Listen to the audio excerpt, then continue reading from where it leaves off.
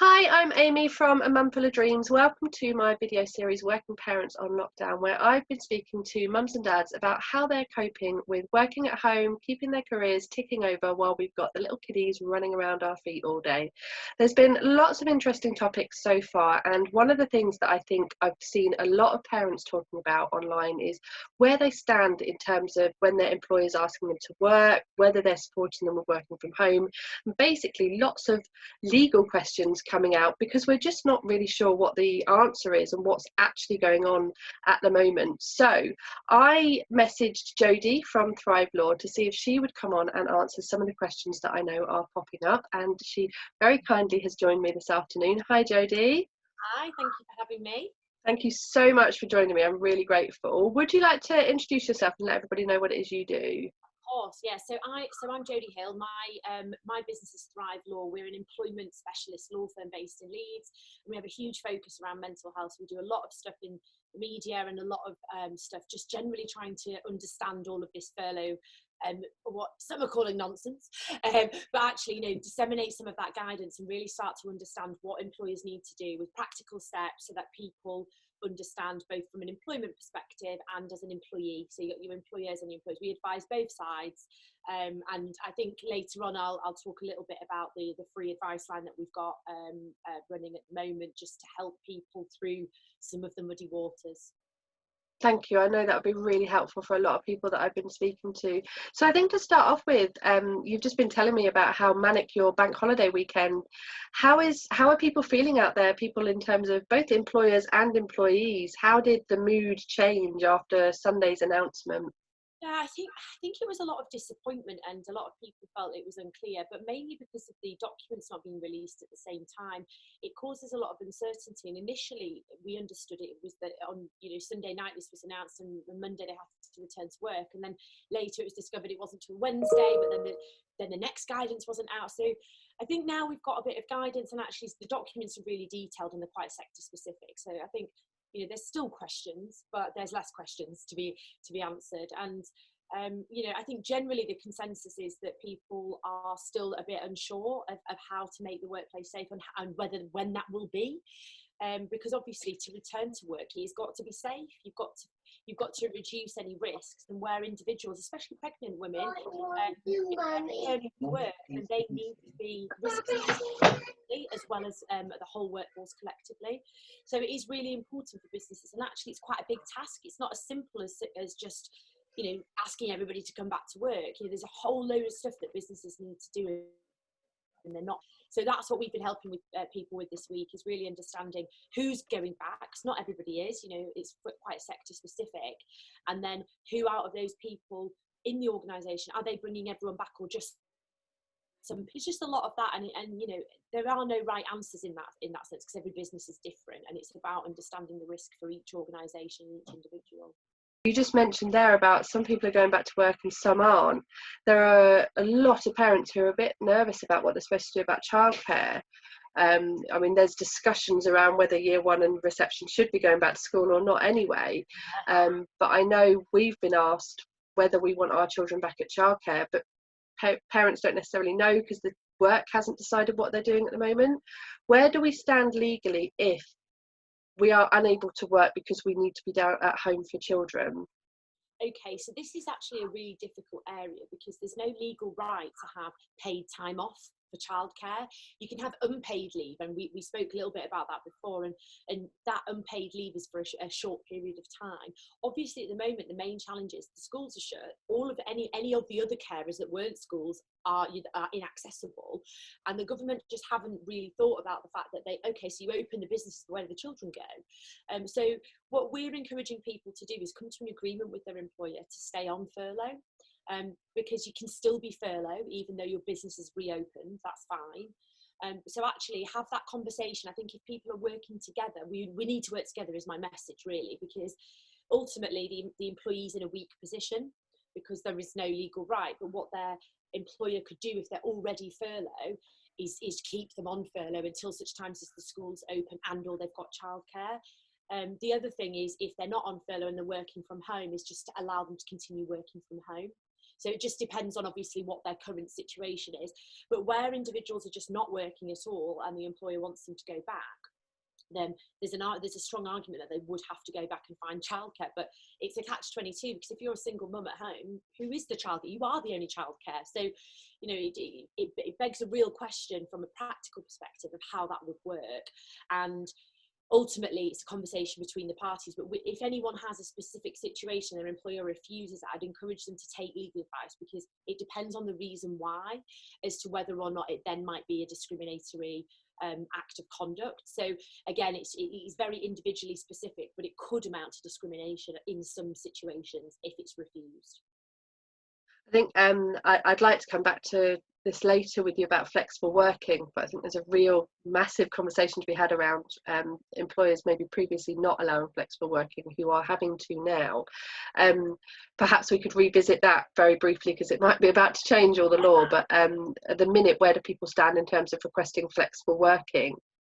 So at the minute, you just have to have been employed for more than 26 weeks. So anyone can apply for flexible working. You don't have to be a parent. That was changed a couple of years ago. But at the moment, I think everybody's being forced to be flexible, because, you know, some people just don't have a choice. If their children are having to be homeschooled, they have to work around that. There's literally no choice. So from our perspective, what we're saying as an employer is just encourage everybody to work flexibly.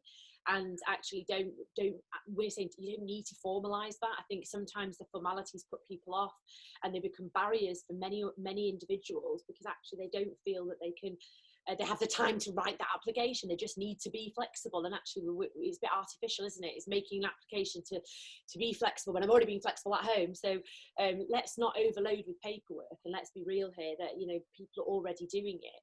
And, you know, you hit the nail on the head there. People have been asking for flexible working for so long, and now they have to do it. And guess what? It works, and no one died. Like, you know, it's actually, you know, the business is still, most businesses are flourishing working from home.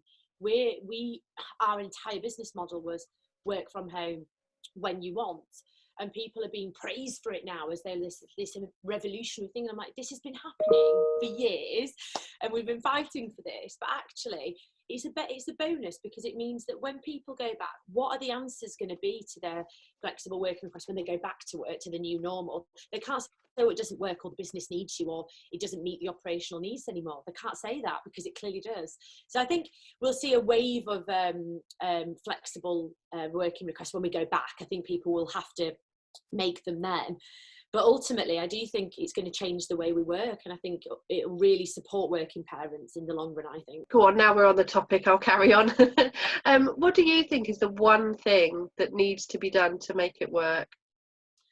To make flexible working work? Yeah, to make it actually happen, to make this not just be these 12 weeks or whatever that we end up in lockdown. How do we make sure that everybody gets flexible working, like, forever now? I think it needs to be encouraged from the top. So whether that's government or whether that's businesses leading by example, I think now that you've got organisations doing it and doing it well, it shines a light on how well it does work. And actually, flexible working doesn't mean working from home all the time. It doesn't mean working only in the evening. It's about what's flexible for that individual in that organisation. So it means something different to everybody. And I think ultimately the one thing that we need is I think you probably should take away the 26 weeks thing as well, you know, to change the legislation around it, to make it less to make it more accessible. And actually everybody should be able to negotiate their hours based on whatever when they first start. I think that's the crucial thing, is when you start, you say, I want to work these hours, and this is where I'll work them. And I think that's the conversation that's going to change moving forward, because we're not just going to issue 9 to 5 contracts anymore. That's just not going to happen. Yeah, love it. I'm totally on board with that suggestion. So back to the queries, I actually had one, which I might be overthinking it, but if you are a parent who's furloughed at the moment, obviously there was an announcement a couple of weeks ago that parents were allowed to request to be furloughed if they're not coping at home. That's right, yeah. now that they've extended furlough to October, does that still apply, or has that been part of the changes? So they haven't published the guidance on that. So in standard UK government, they've made the announcement, but the guidance will follow. So we don't actually know the intricacies of the new scheme. What we do know is that the current scheme remains unchanged till July. So that pushes us right the way through to the end of July. Then from August to October, there's going to be a shared ownership of the amount of money paid to the individual, and also there's talk about them being able to return to work part-time.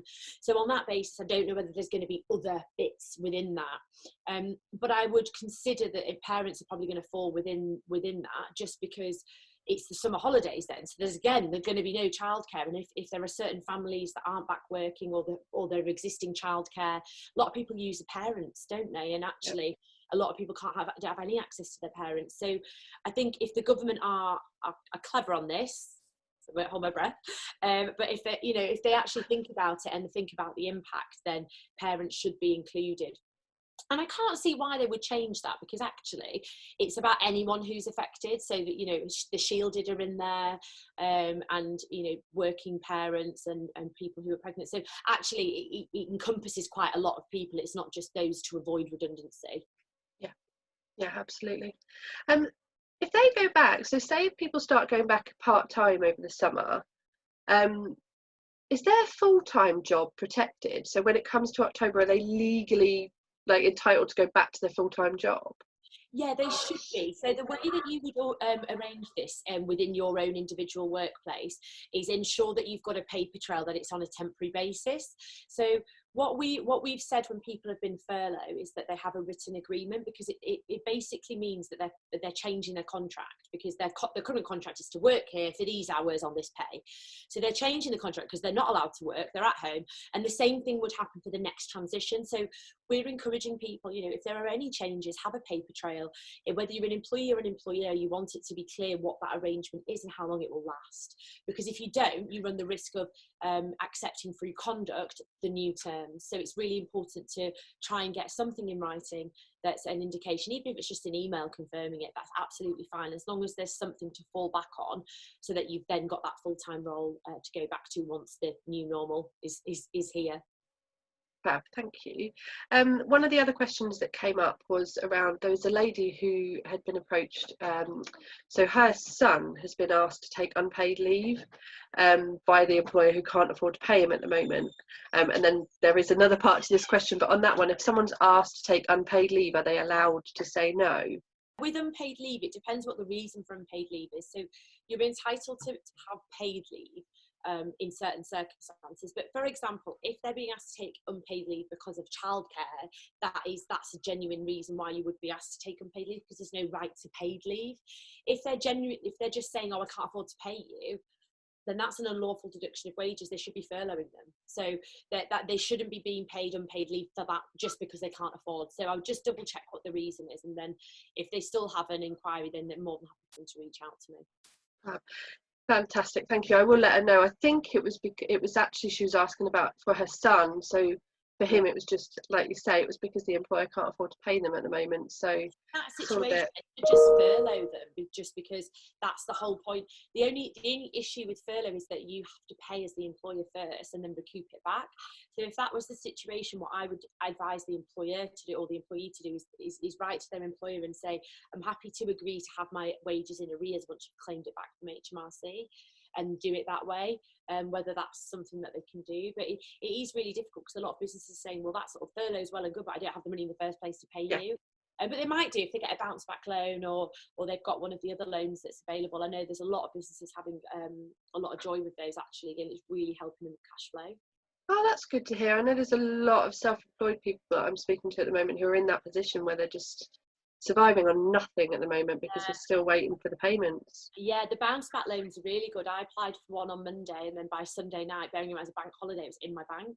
Amazing. It took me 10 minutes to apply for it, and I hate forms, but it is really, really good. So I'd encourage anyone who's a business owner to go and have a look at that, because it just, if anything that helps, it's the only positive thing I've seen come out of this, because I'm not eligible for anything else. Yeah. So So yeah, you know, I'll take the loan. Nice to have some positive news about that, actually, 'cause I'm on maternity allowance at the moment, and it was a 16-week wait for that payment last year, so they've obviously sorted themselves out for what's going on, haven't they? That's good to know they're going well. So the other side of that coin is people who are being asked to take paid leave at the moment and use their annual leave up, so that when everybody goes back in the summer, we're not all trying to get our holidays off in once. Where do people stand on that one? So it's actually, I've got quite a detailed blog on this on my website, so I'll be happy to give it to you, because there's a little bit of legal analysis which I'm not going to go into in depth, but the short answer is your employer can ask you to take leave for the first 4 weeks of your leave. So they can dictate when you take it. But what we're saying is actually that's quite unfair, because they're not actually able to relax necessarily. They're at home in their house in a period of lockdown in a global pandemic. So the whole purpose of leave is all around being able to take a break. And there's a question of whether you can take a break when you're working at home. And so that it remains to be seen. Like, under the current law, it is actually acceptable, but I wonder whether there'll be case law on that. But just because if employers are forced to take all of their leave, it's quite, in my view, that damages the working relationship a little bit, because there's a mutual trust and confidence between the parties that, you know, once we come out of this, we'll have a bit of time to actually go and relax. And I feel like right now we can't do that. I can't relax at home. You know, I find that really, really difficult. So imagine taking leave, being forced to take leave. I find that quite difficult. I think it's fair with the bank holidays. I understand that, and I think everybody accepts that. You know, we'll take a day or two, but where people are being asked to take 4 weeks leave, I think that's quite unfair. Yeah, agreed. I think you're right. I think you look forward to your holidays, don't you, for your break? Everybody needs that proper break from work. I think as well, it's a break away from your natural environment. So yeah. I don't chill at home very well, because I work here and I'm here all the time, and I'm always thinking of new jobs to do, so I'm like looking around the house. But whereas if you're actually on a break, you have to read a book or you have to chill, and actually it is removing yourself from that environment. And whilst that's not in the legislation, and employers can ask them to take holiday, by the way, if they do ask them to take holiday, they have to give them at least 2 weeks notice of that. They can't just ask them to take it the next day. So depending on the length of it, they do need to give them sufficient notice. So that's just something to keep an eye out for. That's interesting. That's well worth knowing. And then another question that I was asked was specifically really relating to key workers and teachers. Now, I actually have a lot of family members who are teachers at the moment, so it's all gone a bit nuts in our household, because my fiance is a teacher and we're sort of like getting prepared now for him going back to work. As a mum, I am really, really nervous about him bringing back any germs and things like that around our 2 young kids. So, and I know that that's a general concern for mums and dads who are having to go back to teaching, and obviously there's a lot of fear at the moment around whether it's safe. Where do they stand legally? Because as was pointed out in the question, the government document says you don't have to go back if you don't think it's safe, but obviously a lot of teachers at the moment are saying, well, it's not safe to go back. So I think when they talk about it being safe, it's about practicing the social distancing where possible. It's about the washing of hands. So I think you just have to be, as an individual, really meticulous with your washing of hands and just generally how you conduct yourself. I know there's loads of people on the front line where their partners are sleeping in the car because they're for example, nurses, and they're living with someone who's shielding. And it's like, there are certain situations where, unfortunately, that it becomes incredibly difficult, and it's like that nurse is not going to stop working because they're living at home with someone who's shielding, but what they have to do is practice social distancing in their own home. So it might be when he comes home that's what he does. He goes straight in the shower, full scrub, and then minimises anything, any risk of contracting the virus. And I think it's really down to individuals there to be meticulous, because there's only so much that the government can do in terms of that, and obviously they're not, from what I understand, they're not asking them to wear PPE as a teacher. So, wearing masks, I don't know whether they're allowed to wear masks at school either. So again, it is unclear, but what is clear is that actually you can minimise the risk of the spread of the virus by doing certain things, which they've obviously set out in the guidance. It doesn't mean that they're exempt from the legislation though, and if there is a genuine concern as a teacher, I would reach out to my union rep and just try and have a conversation with them about what they're doing, and they'll be the best ones placed to advise, because it's more than likely that they've already consulted on these points. difference. I know from experience through my partner, the unions are having a lot of meetings at the moment, so I think there's still more messaging to come out from them.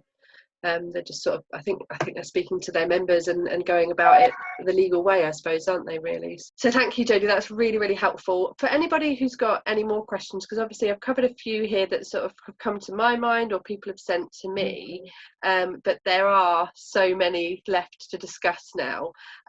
If anybody has any more questions, where would you advise they go to if they've got any concerns? Sure. So our advice line, so it's coronavirus@thrivelaw.co.uk, and we can pop that in the notes. And then I'll also give you some links to our social media. So I'm sharing videos 3 times a week on my YouTube and Instagram. All of them, in fact, there's one on the holiday pay point on there.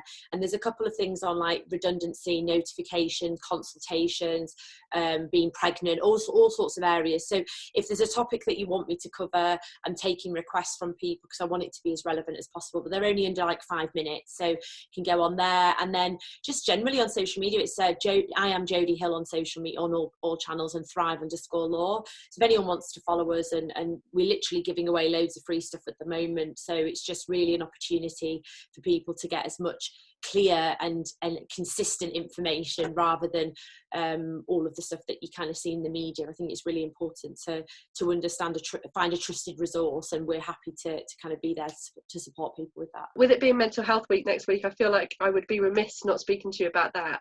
Yeah. What can employers do at the moment to help their employees who are stuck at home? Oh wow, this is have you got half an hour? So in a nutshell, there are three areas that I think employers should focus on. The first is around communication. Don't forget people who are furloughed, don't forget those who are home working. Communicate in a way that works for each individual. Communication is so important, the how, the when, it's so important, and it's so simple, but it's very underutilised at the moment. The second thing I would say is conduct mental health and wellbeing risk assessments. So you should be already doing working from home and DSE assessments, but you also need to consider people's wellbeing. Their wellbeing will be dramatically affected by the pandemic. So we need to be asking individuals, what are their causes of stress? Their causes of stress 2 months ago be completely different. Yeah. So you really need to understand this and do it regularly. We use a company that actually generates a really cool report for the individual. So it's a self-care bespoke report for the individual in 3 areas they have to improve on. And then the other side of it is the employer get a report. So if employers are listening to this, you get a report to identify the 3 areas you need to work on in terms of training your staff. So you might identify things that you didn't think were a problem, but they've come out of the report. So that's the second thing. And it leads me nicely onto the final thing, which is around training. Don't forget people now when it comes to training. I think everyone assumes training has to be face-to-face, but there's some amazing resources online where people can train about mental health, resilience, stress, all these areas.